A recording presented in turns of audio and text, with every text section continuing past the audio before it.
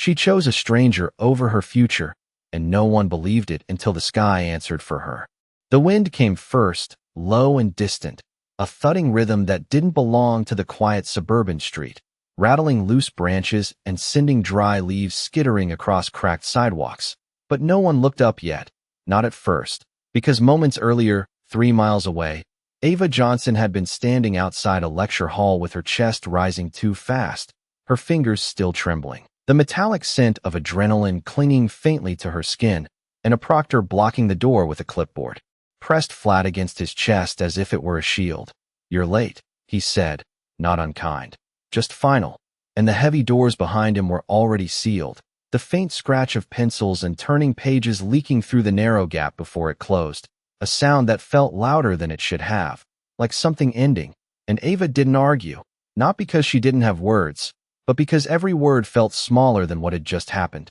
because 15 minutes earlier, she had been running, backpack bouncing against her spine, breath burning in her lungs as she cut across the crosswalk against the light, counting seconds in her head, calculating how many she had left before the exam that determined everything began, tuition she couldn't afford without passing, a future she couldn't rebuild if she failed. And then she saw her, a woman collapsed near the curb, one hand clutching her side, the other reaching for nothing. People slowing just enough to notice, then moving on, eyes flicking away like it wasn't theirs to solve, like urgency could be contagious if they got too close. And Ava had stopped, not gradually, not thoughtfully, just stopped, like her body had made the decision before her mind could argue, kneeling on the asphalt, feeling the heat of the pavement through the fabric of her jeans. "Ma'am, can you hear me?" Her voice steady even as her pulse raced, the woman's eyes fluttering, unfocused, breath uneven, a faint tremor in her fingers, and Ava glanced once at the traffic light across the street, the red digits counting down, 3 minutes, 12 seconds, 3 minutes, 11, a clock she had been chasing all morning. And then she looked back at the woman and stayed, guiding her gently onto her side, pulling her bag closer, calling 911 with a clarity that surprised even her, answering questions she'd studied in textbooks but never expected to live through like this, her voice anchoring the moment while everything else blurred, sirens eventually rising in the distance, growing louder, closer, until flashing lights washed over them in pulses of red and blue. And when the paramedics took over, one of them nodded at Ava with quiet approval. "You did the right thing," he said, simple, certain, and she believed him for exactly 2 seconds,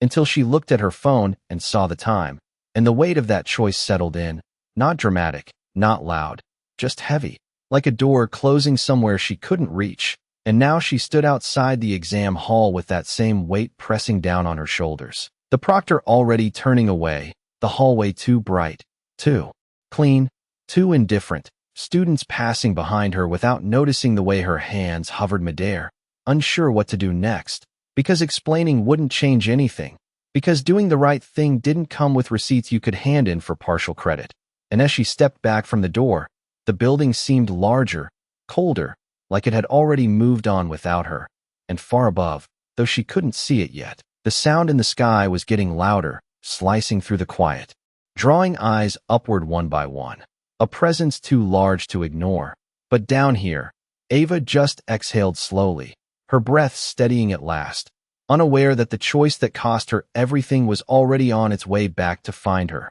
carried on the wind, closing the distance with every thunderous beat of unseen blades.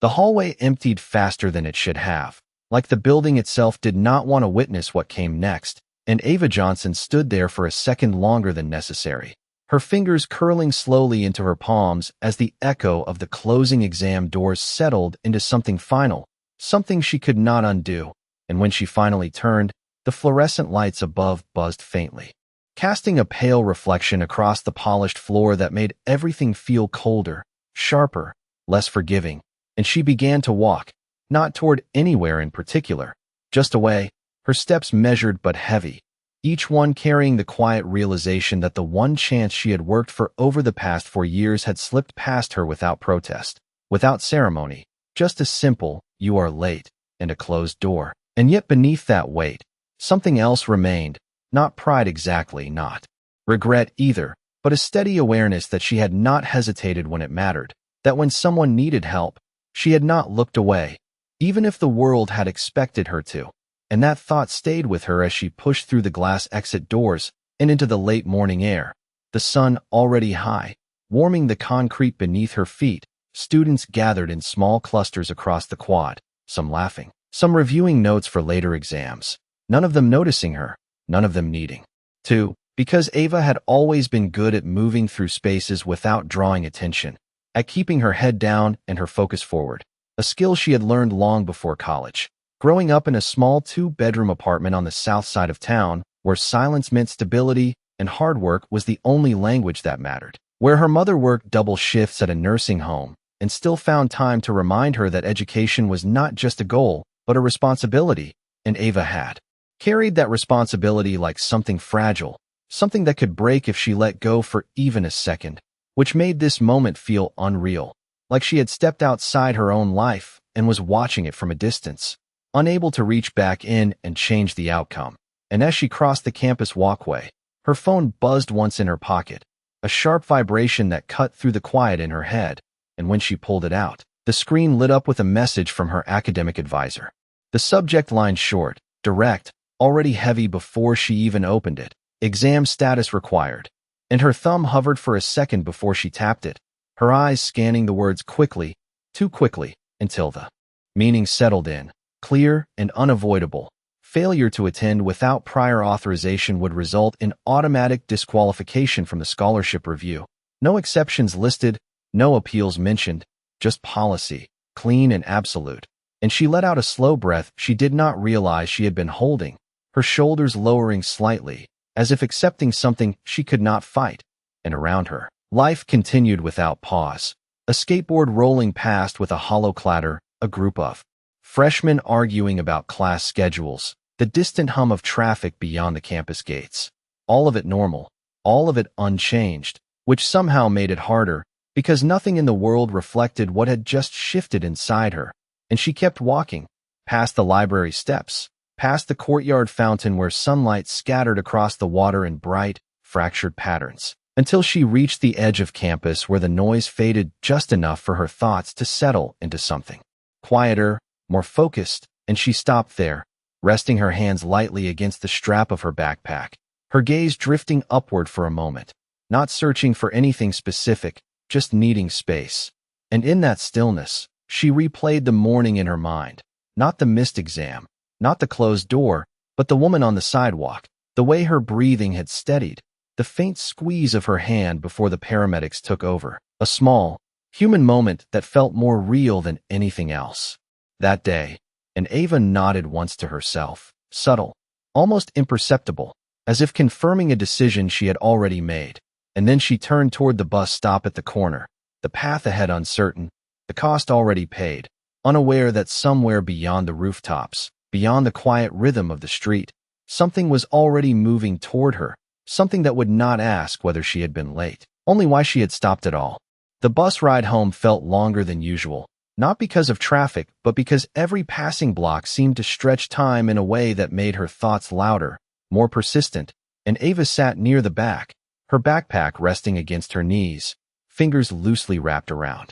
the zipper as if holding it closed could somehow hold everything else together. And outside the window, the city moved in its usual rhythm, storefronts sliding by, people crossing streets with coffee cups in hand, cars inching forward at red lights. All of it ordinary, all of it unchanged, and yet inside her, something had shifted in a way she could not ignore, something quiet but permanent, like a line she had crossed without realizing there would be no way back. And when the bus finally hissed to a stop 2 blocks from her apartment, she stepped off into the warm afternoon air, the sun lower now, but still bright enough to cast long shadows across the sidewalk, and she walked the rest of the way in silence, her sneakers brushing lightly against the pavement, each step steady but slow, until she reached the small duplex where she lived, paint slightly faded, a narrow porch lined with 2 plastic chairs and a potted plant her mother insisted on keeping alive despite the odds. And as Ava pushed open the front door,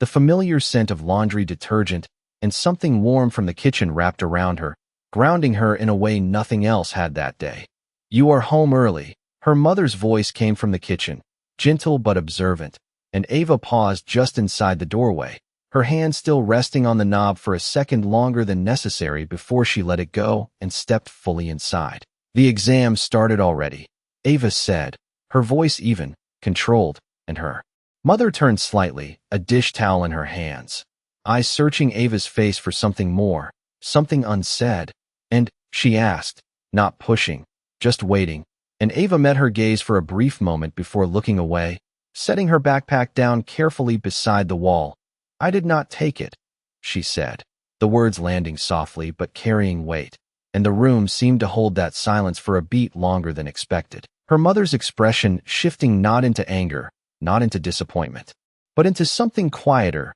something that carried understanding before explanation. "What happened?" she asked, and Ava exhaled slowly, recounting the morning in simple terms, not dramatizing it, not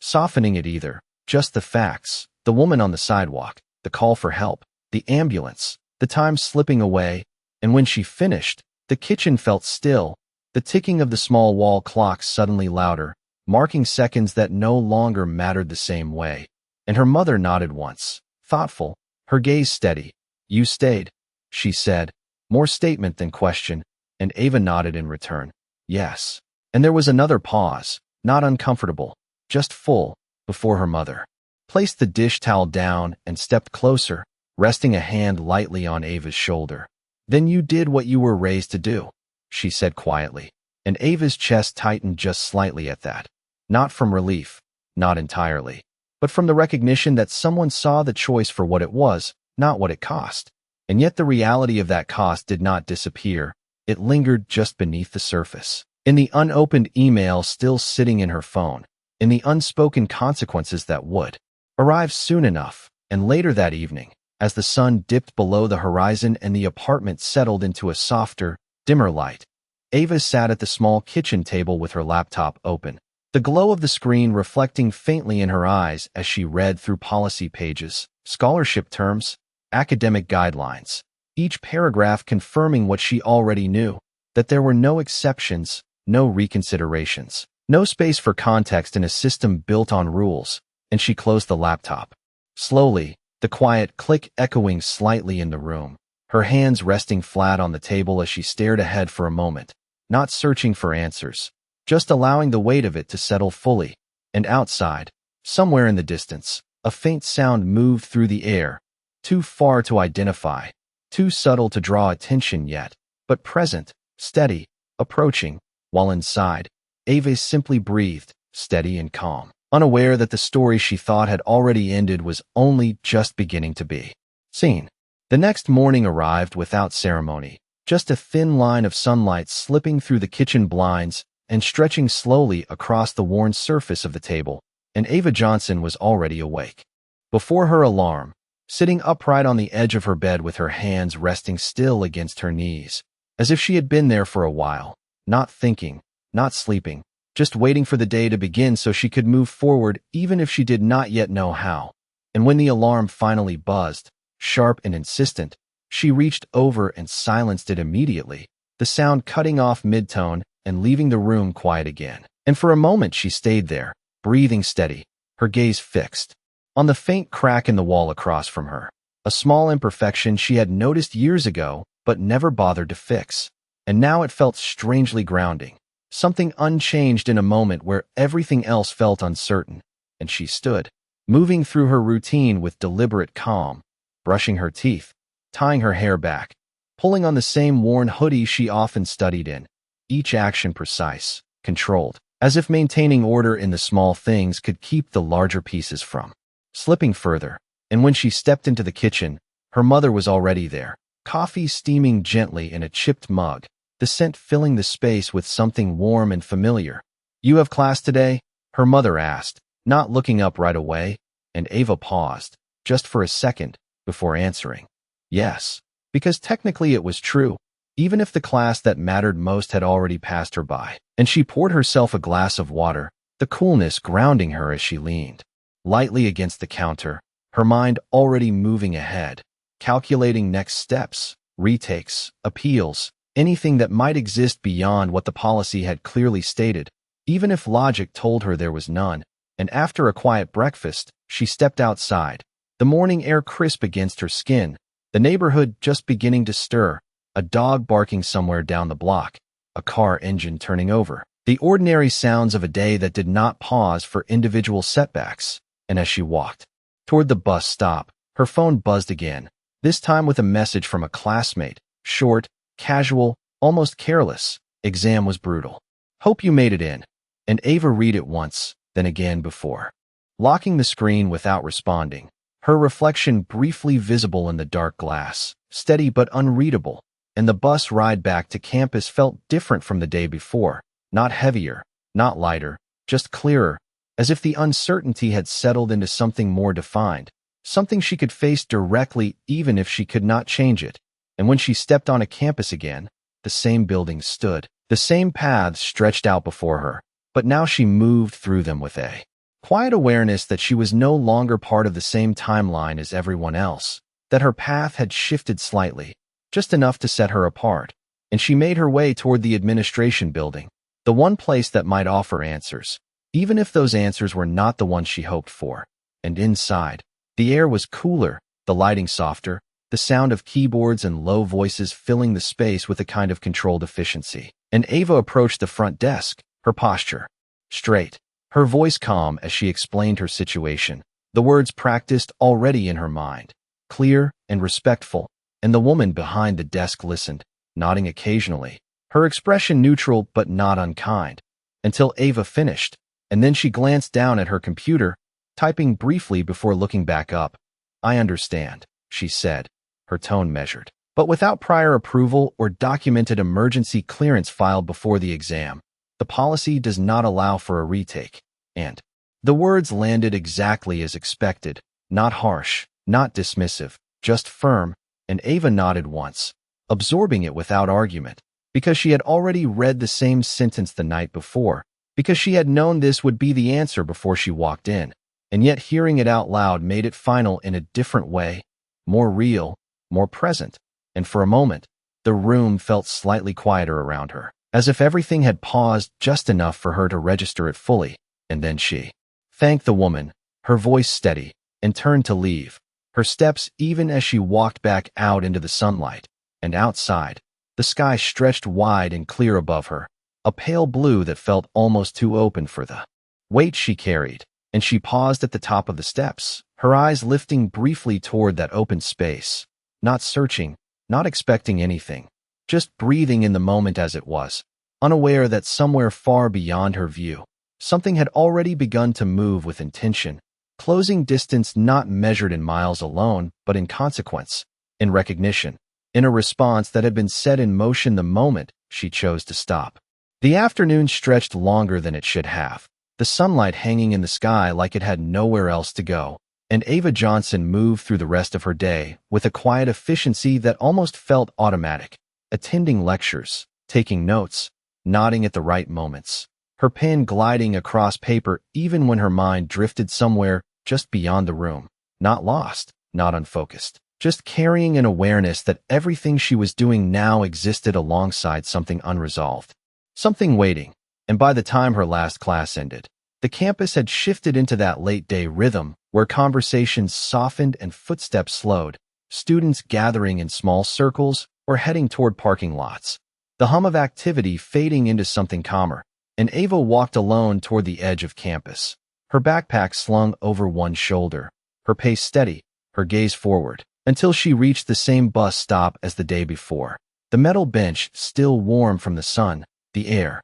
carrying a faint breeze that lifted strands of her hair before letting them fall again, and she sat, her hands resting loosely in her lap, her posture relaxed but upright, as if she were holding herself together through structure alone. And across the street, a small group of students laughed loudly, their voices carrying easily through the open space, a contrast that did not sting as much as it might have the day before, because something inside her had already adjusted, already begun to accept the new shape of things. And when her phone buzzed again, she almost did not check it, but something made her glance down, the screen lighting up with a number she did not recognize, no name attached, just a sequence of digits unfamiliar and unexpected, and she hesitated for a moment before answering, lifting it to her ear. "Hello?" Her voice calm, neutral, and there was a brief pause on the other end, a breath, controlled and measured, before a man's voice responded, deep, composed, carrying a tone that suggested he was used to being heard. "Is this Ava Johnson?" he asked, and she straightened slightly, her grip on the phone tightening just a fraction. "Yes, this is she." And another pause followed, shorter this time, as if confirming something. "Unseen, my name is Richard Whitmore," the man said, each word deliberate, clear, and Ava's brows drew together faintly, the name unfamiliar in that moment, carrying no immediate meaning beyond the weight in his tone. "I believe you assisted my wife yesterday," he continued, and the world around her seemed to narrow slightly, the sounds of the street dimming just enough for his words to settle in fully, and she blinked once, recalling the woman on the sidewalk, the ambulance, the brief moment of connection before she was taken away. "Yes," Ava said slowly. "I stayed with her until the paramedics arrived." And there was a shift on the other end, subtle but present, like something easing. "She is stable," Richard said, and though his voice remained controlled, there was something beneath it now, something human, something relieved. "And she remembers you," he added, and Ava felt a small, quiet release in her chest at that. Not dramatic, not overwhelming, just a confirmation that the moment she had chosen to stay had mattered beyond what she could see. "I am glad she is okay," she replied, her voice steady. And there was another pause, longer this time, before he spoke again. "Where are you right now?" And the question caught her slightly off guard, simple but direct, and she glanced around instinctively, as if her surroundings might suddenly hold more significance than before. "I am at the bus stop near campus," she said, and the line went quiet for a second, then two, and when he spoke again, his tone had shifted, not softer, not louder, but more certain. "Please stay there," he said, and something in the way he said it made the words feel less like a request and more like a decision already in motion. And before she could respond, before she could ask anything further, the call ended, the line clicking softly in her ear, leaving only the faint ambient noise of the street in its place. And Ava lowered the phone slowly, her eyes narrowing just slightly as she processed what had just happened. The name, the tone, the instruction, all of it fitting together in a way that felt incomplete but significant. And she looked up, her gaze lifting instinctively toward the open sky above, and this time, the sound was clearer, no longer distant, no longer subtle, but growing, steady, unmistakable, a deep rhythmic pulse cutting through the air, drawing attention whether she wanted it or not. And around her, people began to notice, conversations pausing, heads turning upward, hands shading eyes against the sun, and Ava remained still, her posture unchanged, her expression calm but alert, as the sound grew louder, closer, filling the space above with something powerful and undeniable, something that did not belong to the ordinary rhythm of her day, something that was now, unmistakably, meant for her. The sound filled the sky completely now, no longer distant or uncertain but present, immediate, the steady rotation of blades cutting through the air in a rhythm that seemed to press down on everything beneath it.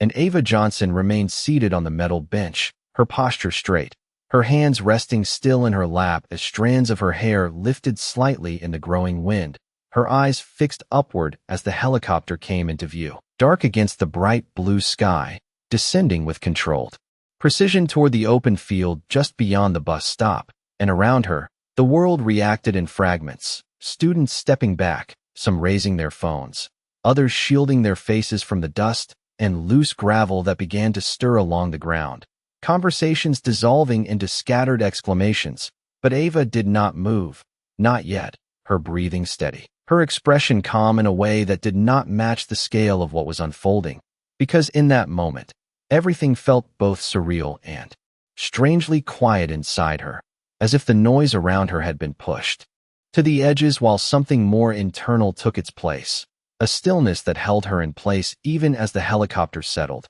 its landing smooth, deliberate, the wind gradually easing as the blade slowed just enough for shapes to become clearer, for details to emerge, and the door opened with a controlled motion, revealing a figure stepping down onto the grass, tall, composed, dressed in a dark suit that contrasted sharply against the casual surroundings, his presence immediate, unmistakable. And Ava recognized the voice before she fully recognized the face. The same measured tone now carried in his movement, in the way he walked directly toward her without hesitation, without distraction, as if the distance between them had already been decided, and when he reached her, the space between them closed with a quiet finality. The sounds of the helicopter now a background pulse rather than a disruption, and Ava stood slowly, not rushed, not hesitant, simply meeting him at eye level, her shoulders squared, her gaze steady, and for a brief moment, neither of them spoke, the air between them holding something unspoken but understood,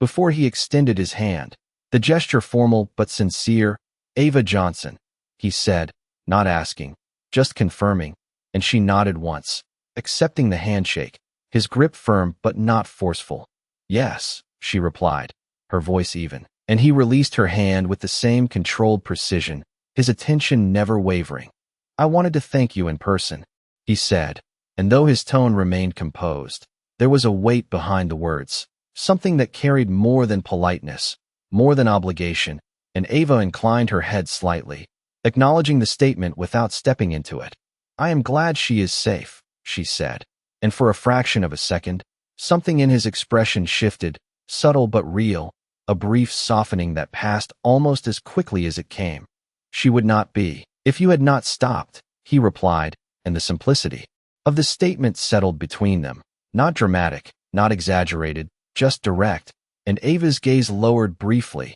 not out of discomfort, but out of reflection, as if weighing the truth of that moment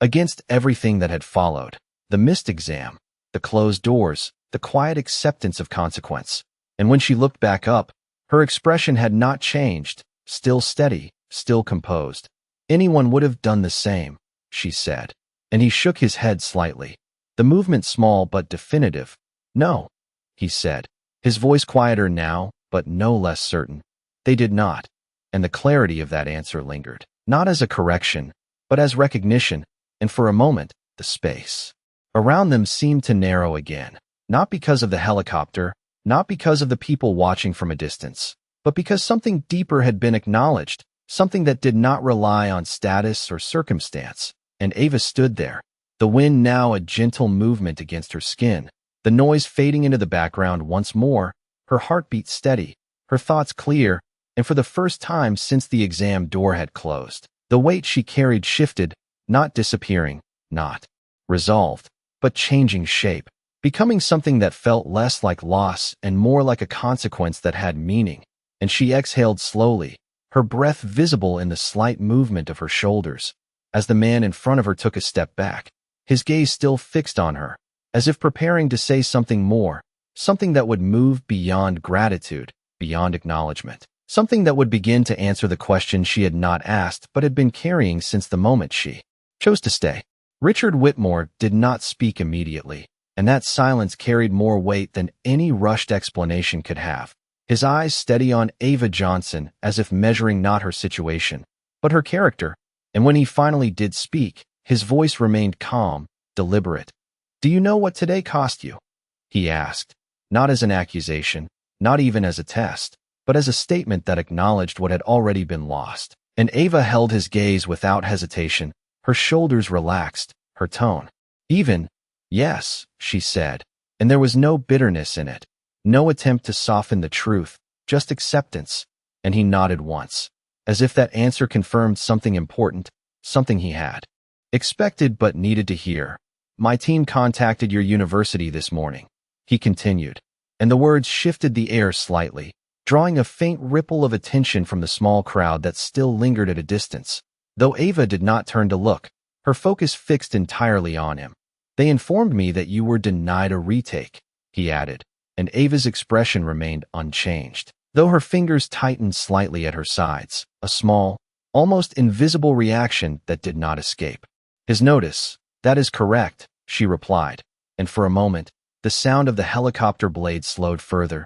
the air settling into a quieter rhythm that made his next words land with more clarity, more intention. "That decision has already been reversed," he said, and the sentence did not come with emphasis, did not require it. because its meaning was immediate, unmistakable, and Ava blinked once, not in disbelief, but in the subtle adjustment of understanding, as if her mind needed a second to realign with what she had just heard. The university has agreed to administer a private examination under faculty supervision, he continued, and your scholarship status has been fully restored. And this time, the shift inside her was undeniable, not visible in any dramatic way, not expressed through sudden movement or raised voice, but present in the slight lift of her chest, the quiet intake of breath that followed, the way her posture adjusted almost imperceptibly as the weight she had been carrying began to redistribute into something else, something lighter but no less meaningful, and she looked at him steadily, searching not for doubt, but for clarity. Why? She asked, the question simple, direct, carrying no accusation, only a need to understand, and Richard paused, not because he lacked an answer, but because he chose his words carefully. Because rules are meant to serve people, not erase them, he said, his tone measured, and then, after a brief moment, he added, and because my wife insisted, and something in that final sentence softened the space between them, grounding the decision not in power alone, but in recognition, in gratitude that extended beyond obligation, and Ava's gaze lowered briefly, not out of humility alone, but out of reflection, as if she were tracing the path from that moment on the sidewalk to this one, connecting points that had once seemed separate. And when she looked back up, her expression remained composed, but there was something new in it now, something steadier,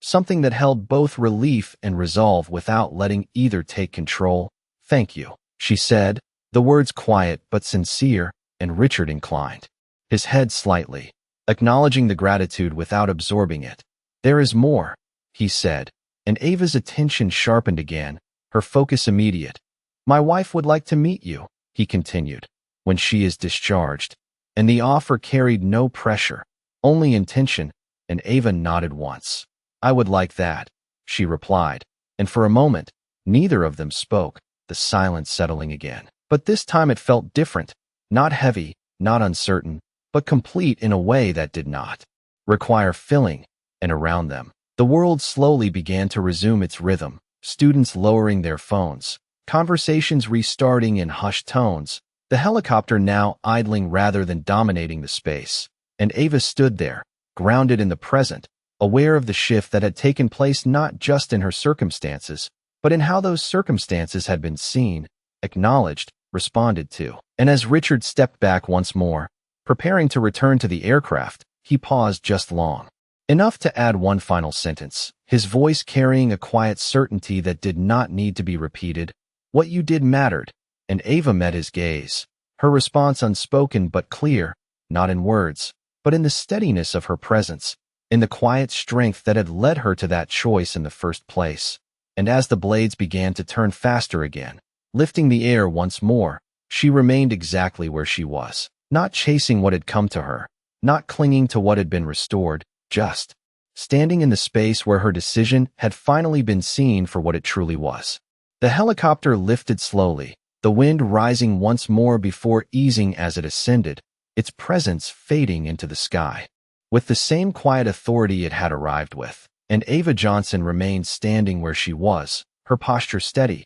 her gaze following it only for a brief moment before lowering again, not holding onto the spectacle, not letting it define the moment more than it already had, because what stayed with her was not the machine, not the attention, but the words that had been spoken, the shift that had taken place without noise or performance. And as the sound diminished into the distance, the world around her began to return to its usual rhythm, though not quite the same as before. Conversations resumed in softer tones, glances lingered a second longer than necessary, and a few students nearby exchanged quiet comments, their curiosity visible but restrained, and Ava reached down, adjusting the strap of her backpack over her shoulder, the simple motion grounding her again in something familiar, something unchanged, and without waiting for anything further, she turned and began walking back toward campus, her steps measured, her pace neither rushed nor slow, just steady, and as she moved along the path, the afternoon light shifted slightly, the angle of the sun casting longer shadows across the pavement, And for the first time since the previous day, her thoughts felt aligned with her movement, not racing ahead, not pulling her back, just present, connected to where she was. And when she entered the administration building again, the same cool air greeted her, the same quiet efficiency in the background. But this time, there was a subtle difference in how she was received, a glance from the front desk, a recognition that had not been there before, and when she approached, the same woman from earlier looked up, her expression shifting almost immediately. "Miss Johnson," she said, standing slightly as if to meet her halfway. "We were just notified?" And Ava nodded once, acknowledging the change without drawing attention to it, her voice calm as she responded, "I understand there will be a private exam scheduled," and the woman confirmed with a quick nod, already reaching for a printed document.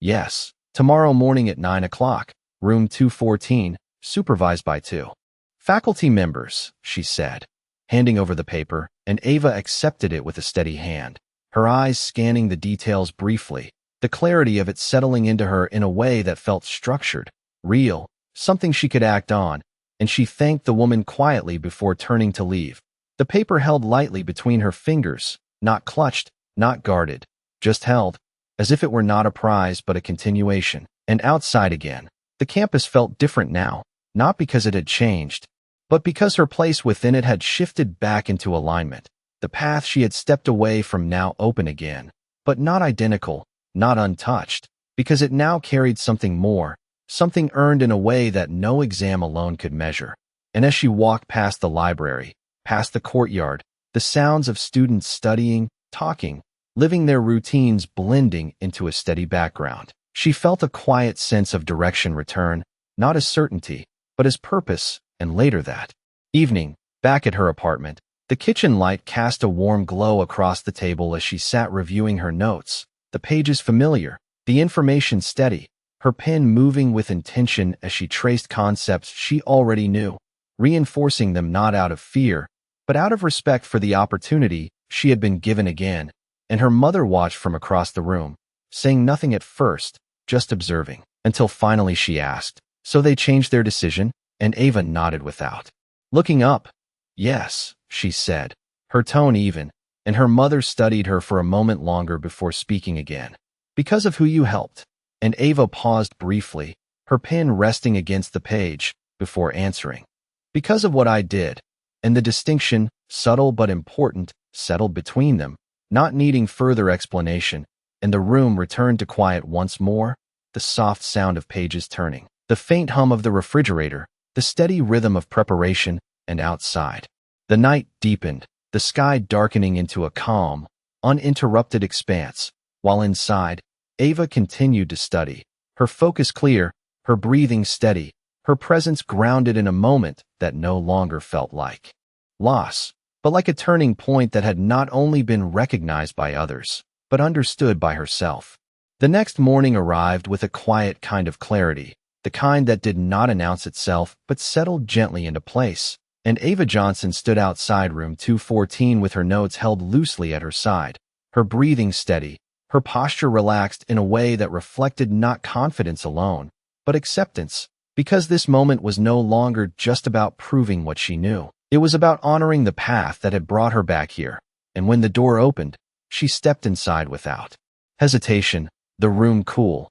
orderly, 2 faculty members seated at opposite ends of a long table, their presence formal but not intimidating, and one of them gestured calmly toward the chair. "You may begin when you are ready," he said, and Ava nodded once, taking her seat, placing her notes aside, her hands resting briefly on the edge of the table before she reached for the exam booklet, and as she opened it, there was no rush, no urgency pressing against her, just a quiet focus that settled into her like something familiar, something earned, and the questions unfolded in front of her not as obstacles, but as opportunities to think, to apply, to respond with the knowledge she had carried through years of effort. And time moved differently inside that room, not faster, not slower, just measured, steady, each minute passing without pressure, without noise, until eventually she placed her pen down, her answers complete, her work finished not with relief, but with a quiet sense of